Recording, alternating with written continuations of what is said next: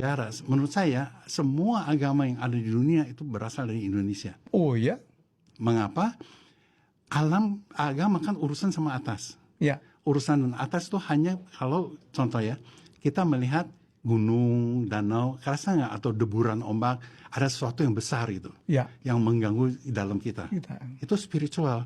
Sampai kita melihat deburan ombak itu bisa membuat kita nangis atau apa, atau keindahan Kalau kita alam tahu itu ada karya cipta dari atas. yang di atas. Ya. Oke. Nah, itulah yang membuat kita tergugah hati kita. Nah, jadi orang-orang begitu kita menyadari konsep-konsep yang di atas, tiba-tiba kita bisa berbuat sesuatu yang tidak normal, yang dianggap tidak normal oleh orang-orang biasa. Kita bisa terbang, angkat batu besar. Sekarang sudah terbukti batu besar itu dengan trompet yang di mana di Himalaya itu bisa keangkat karena getaran, dan sekarang terbukti getaran itu semua ini tuh getaran. Kuantum kan menyatakan bahwa molekul itu bisa, kita tahulah atom elektron, betul? Tapi atom itu bisa di breakdown jadi quark. Quark itu jadi string, elektron jadi string. Apa string? Getaran. Jadi semua ini manifestasi dari ini cangkir.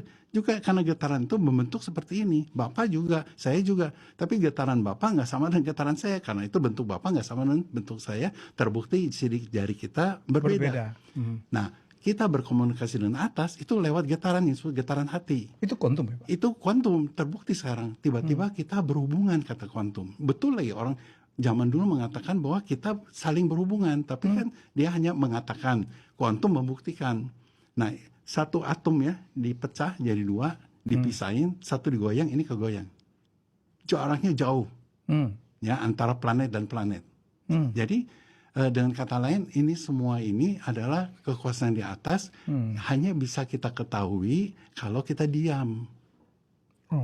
Nah, diam itu nenek moyang kita tuh diam. Nah, kita hanya bisa diam kalau nggak kedinginan. Di Eropa kedinginan, nggak bisa diam.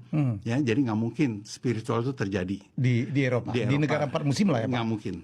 Ya, karena ini di daerah yang gurun, yang panas juga nggak mungkin. Indonesia itu satu-satunya negara yang dilalui khatulistiwa, jadi ada hujan, ada matahari, tapi ada di crossing sama yang disebut the ring of fire, cincin api. Jadi ada mineral, jadi ada makanan. Jadi pada di Indonesia itu pada umumnya orang tuh nggak usah kerja. Subur lagi. Subur, diam tinggal petik. Ikan banyak. Ikan apapun banyak. Ya. Nah, jadi dia tuh ada waktu untuk ke atas. Begitu dia diam itu ke atas. Ini pendapat siapa, Pak?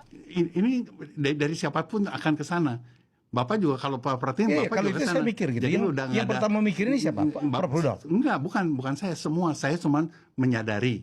Dan tiba-tiba saya lihat juga banyak orang lain juga menyadari. Jadi kalau kemungkinan besar agama itu timbulnya dari nanti dulu. Belum. Itu dulu kan spiritual dulu. Spiritual. Ya. Oke. Nah, orang-orang melihat Indonesia tuh kok ada sesuatu yang luar biasa, ya, kearifan dan sebagainya. Akhirnya mereka datang belajar.